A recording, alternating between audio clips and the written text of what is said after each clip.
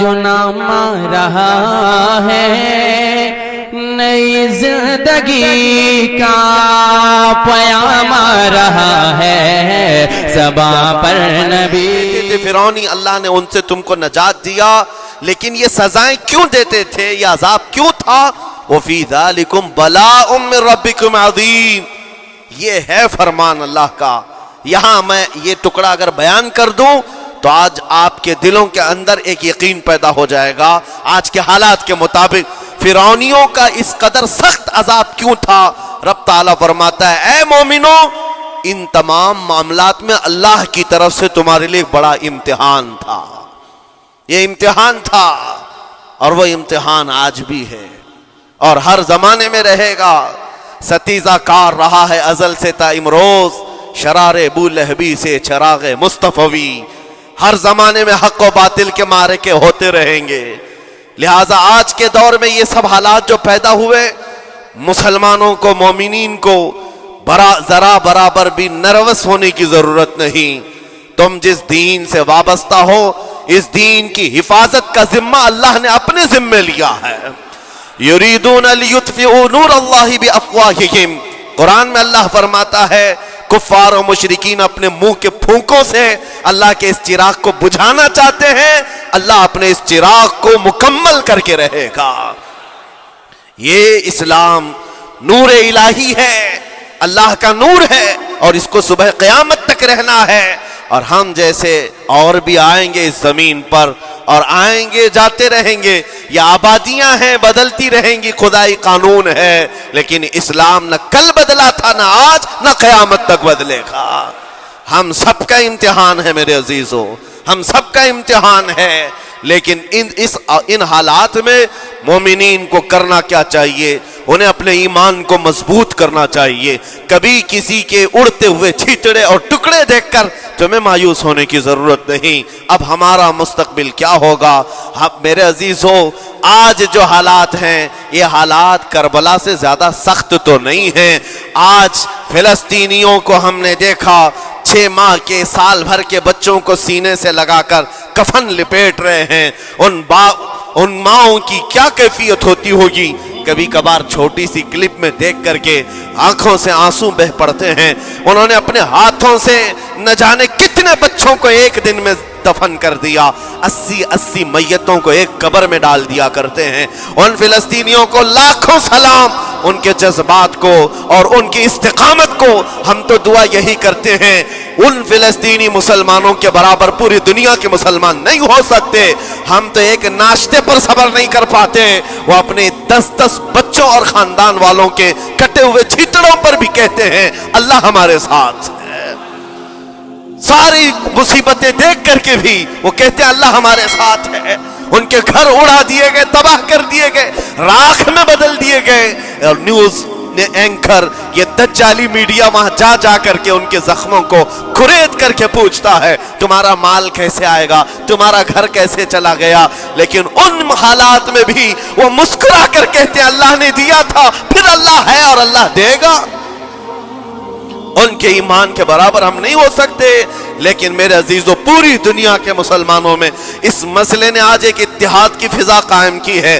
اگر ہمارے درمیان آج بھی اتحاد نہیں ہو سکتا تو پھر میرے عزیزو، شاعر نے سچ کہا تھا جگہ جگہ کے تھک چکے ہیں تمہیں یہ ہنگامے، نشاط لذت خواب گراں بدل ڈالو.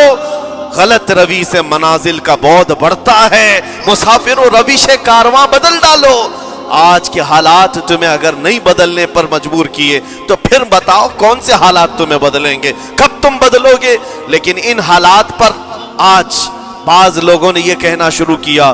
میں نے چند دنوں پہلے ایک آیت پڑھی تھی، ایک بیان میں کہا تھا اللہ قرآن میں فرماتا ہے هو الذی ارسل رسولہ بالہدی ودین الحق لیظہرہ علی الدین کلہ. وہ اللہ ہے جس نے حق دین کے ساتھ اپنے رسول کو بھیجا ہے اور ہدایت کے ساتھ اپنے رسول کو بھیجا ہے. کیوں بھیجا ہے؟ لیظہرہ علی الدین کلہ، تاکہ وہ رسول پوری دنیا پر یہ دین غالب کرے. یہ دین غالب آئے گا. تو بعض مجھ سے کہنے لگے مولانا سٹیج پر بیٹھ کر چلاتے ہو کہیں کرسیوں پر بیٹھ کر کہتے ہو کہ تمہارا دین غالب آئے گا.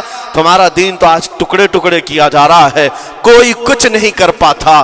ان ظالموں کو میں یہ کہتا ہوں, ان کو یہ میں کہتا ہوں, ان تمام حالات سے تم ہرگز یہ مت سمجھنا کہ دین غالب آئے گا. چاند پر بھی گہن لگتا ہے, لیکن جب گہن چھٹتا ہے تو چاند پورے آب و تاب کے ساتھ چمکتا ہے.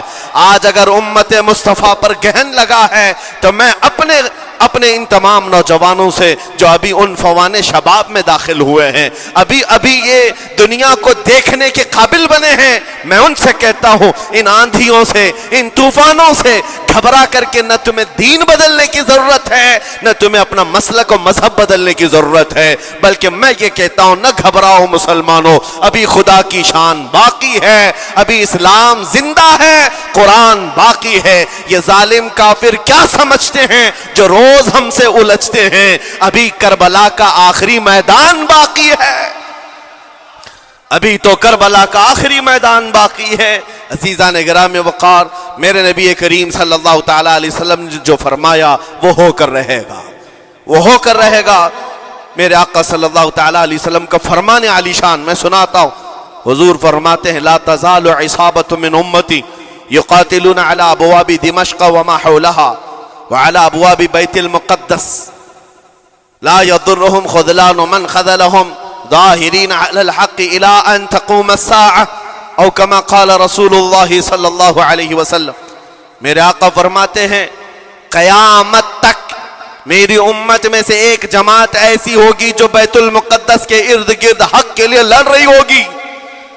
حضور نے فرمایا قیامت تک لڑتی رہے گی, لیکن ساتھ میں ان کے لیے میرے آقا نے فرمایا پوری دنیا کے برا چاہنے سے ان کا کچھ نہیں بگڑے گا.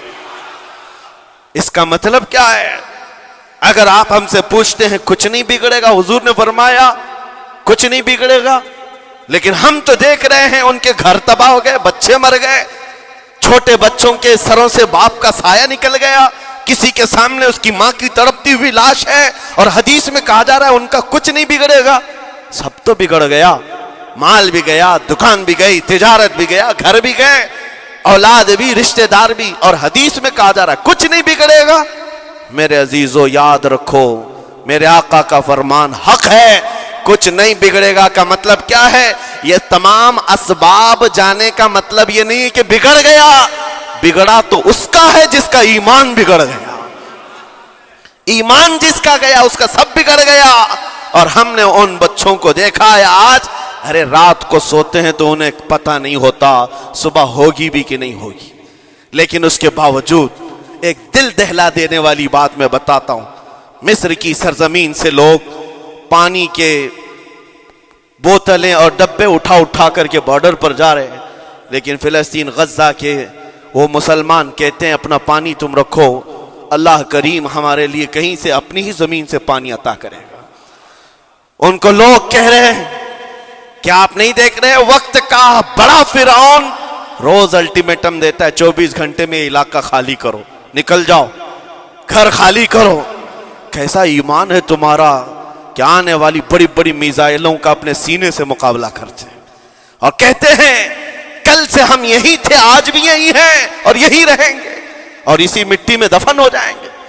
یہ جو استقامت ہے, اسی کو میرے آقا نے فرمایا دنیا ان کا کچھ نہیں بگاڑ سکے گی.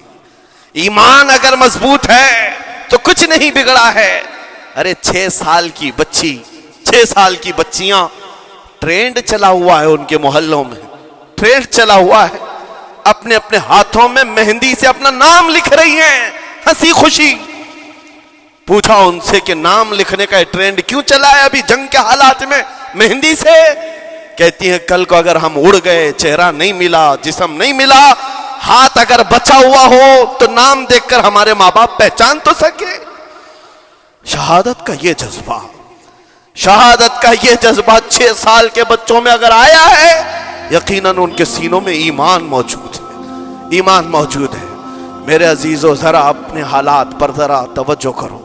مولا کریم نے ہمیں کس چیز کی کمی دی, کون سی چیز کم آئی ہمارے گھر میں؟ ہم تو مرغن غذائیں روز کھاتے ہیں. آج ہمارے پاس ساری نعمتیں اللہ نے دی ہیں, ہم عیاشیوں کے اڈوں پر پوری رات گزارتے ہیں. ہمارے شہر آج جس گلی سے گزر جائیں صبح کی اذان تک یہاں گپے لگاتے ہوئے کھڑے رہے.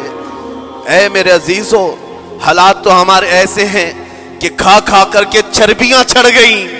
ہمیں ان کا کیا احساس ہو پائے گا؟ ان کا کیا احساس ہو پائے گا جن کے ہاں پانی سے زیادہ خون دیکھا جاتا ہے، جن کے ہاں زندوں کو پکڑنے کے لیے نہیں، اب مردوں کو پکڑنے کے لیے لوگ بھی نہیں ہیں. عزیزان گرام وقار، جنازہ اٹھانے کے لیے لوگ پورا دن انتظار کرتے ہیں، کوئی نہیں ہے. پرسان حال ان سب حالات کے باوجود میں نے ایک بچے کو بھی وہاں سے یہ کہتے ہوئے نہیں سنا کہ ہم پر بہت بڑا ظلم ہو رہا ہے، ہم کو یہاں سے نکال لو، مدد کرو، کوئی آؤ. نہیں، وہ سب صرف اتنا ہی کہتے جو کچھ ہو رہا ہے ہم اللہ کے پاس جا کر کہیں گے. یہ سارے معاملات ہم اللہ کی بارگاہ میں شکایت کریں گے. یہ ہے ایمان، یہ ہے استقامت. اور میرے آقا صلی اللہ تعالی علیہ وسلم کے فرمان علی شان کے مطابق ان کے لیے اتنی ہی بڑی دولت کافی ہے. آخر میں اتنا کہوں گا، اسرائیل کے کتے اور سالم مل کر اینٹ سے اینٹ بجا دیں، ان کے ٹکڑے ٹکڑے کر کے راکھ کر دیں، تب بھی ہم کہیں گے فتح تو بیت المقدس کی ہی ہے، فتح تو ان مظلوموں کی ہے جن کے پاس کھونے کے لیے کچھ نہیں تھا، پھر بھی وہ ڈٹے رہ گئے. تمہارے پاس تو پیٹروٹ میزائل، بڑے بڑے تمہارے پاس توپ، بہت ساری چیزیں ہو کر بچوں پر، ہاسپٹل پر، نہ جانے کتنی جگہوں پر تم نے بمباریاں کی ہیں. مجھے حیرت ہوتی ہے پوری دنیا آج بھی خاموش تماشائی ہے. یہ ظلم نہیں ہے تو اور کیا ہے؟ اور جب ظلم اپنے عروج کو پہنچتا ہے اللہ کی پکڑ آتی ہے، اللہ کا عذاب آتا ہے. اور جب اللہ کا عذاب آتا ہے تو جتنے خاموش تماشائی تھے سب اس عذاب میں گرفتار ہوں گے. اس لیے میرے عزیزو، آپ ہم سے اگر یہ پوچھتے ہیں ہمیں یہاں بیٹھ کر کرنا کیا چاہیے، ہم کیسے کریں؟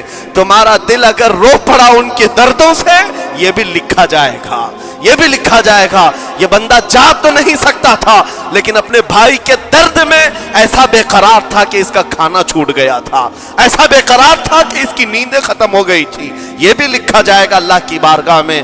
لیکن یہاں بیٹھ کر کے ہم عیاشیوں پر عیاشیاں کریں، اپنے گناہوں سے کبھی باز نہ آئے، تو پھر میرے عزیزو ان نہتے مظلوموں کے ہم بہت خطرناک قسم کے دشمن کہلائیں گے. جہاں ان کو پانی کا ایک قطرہ نہیں، جہاں ان کے لیے لقمہ نہیں، وہ کسی کا بچا ہوا کچرا کھانے پر مجبور ہیں، اس وقت ہماری برتنیں کھانوں سے بھری ہوئی ہیں، ہماری دعوتوں میں ہمارے بچے ہوئے کھانے گٹر اور نالیوں میں بہ رہے ہوں. ان حالات میں میرے عزیزو پکڑ ہوگی، ہماری بھی پکڑ ہوگی. بدلو اپنے حالات، اٹھو وگرنہ حشر نہ ہوگا پھر کبھی. دوڑو کہ زمانہ چال اپنی چل گیا. میں آپ سب سے یہی کہنا چاہوں گا، یہ جو حالات پیدا ہوئے ہیں پوری دنیا میں، یہ میرے آقا کے فرمان کے مطابق اندیشہ یہ لگ رہا ہے ان قریب امام مہدی کا ظہور ہونے والا ہے. امام مہدی کا ظہور ہوگا اور حالات بدل جائیں گے. لیکن ہم کو کسی کے آنے کا انتظار کرتے ہوئے حالات کا انتظار نہیں کرنا ہے. ابھی بدلو، آج بدلو، اللہ کی طرف دوڑو اور اس سے گڑ گڑا کر کہو کہ مولا کریم، ہمارے شامت اعمال، ہماری برائیوں کے سبب اگر یہ تیری پکڑ ہے، ہم توبہ کرتے ہیں تیرے دربار میں. جانتے ہو میرے آقا نے فرمایا، اللہ کے غضب کو اگر کوئی چیز ٹھنڈی کرتی ہے تو ایک مومن صالح کی رقت انگیز دعائیں اور اس کے نکلنے والے آنسوں اللہ کے غضب کو ٹھنڈا کرتے ہیں، اللہ کے غضب کو ٹھنڈا کرتے ہیں. تم گڑ گڑاؤ اس مولا کی بارگاہ میں. یہ نہیں کہ اجتماعی طور پر کسی کے سامنے آپ رو دھو کر چلے گئے یا پھر آپ لوگوں کو دکھانے کے لیے کوئی سٹیٹمنٹ جاری کر دی. نہیں، تنہائی میں بیٹھے ہو، اکیلے میں بیٹھے ہو. جیسے کہ کل ایک بہت اچھی چیز میں نے دیکھی تھی، ہمارے علماء نے اعلان کیا تھا پوری دنیا مل کر کے جمعرات کا روزہ رکھے، اس لیے کہ روزہ اللہ کو پسند ہے. اور افطار سے پہلے اگر کوئی دعا کرے، اول دعا ہماری ان مظلوموں کے حق میں ہو، ان ظالموں کے خلاف ہو، مظلوموں کی مدد کے لیے ہو. یقیناً اللہ کی مدد آئے گی اور آئے گی، کیونکہ قرآن بار بار کہتا ہے الا ان نصر اللہ قریب، آگاہ ہو جاؤ، بے شک اللہ کی مدد بہت قریب ہے، اللہ کی مدد بہت قریب ہے. عزیزان گرامی وقار، میں انہی تمام باتوں سے اپنی گفتگو کو آج سمیٹتا ہوں۔ آج